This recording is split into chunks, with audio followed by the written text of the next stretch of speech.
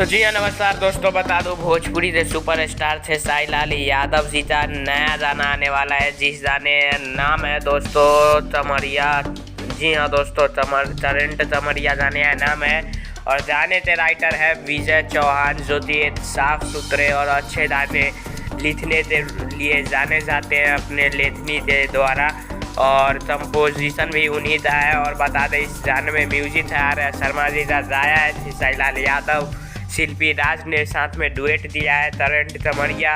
और वीडियो में आप तो साई लाल यादव जी साथ में नज़र आने वाली है श्वेता शर्मा। जी हाँ दोस्तों, श्वेता शर्मा नज़र आने वाली है। एक नई एक्ट्रेस है, नई मॉडल है, जो कि साई लाल यादव जी के साथ में पहली बार नज़र आने वाली है।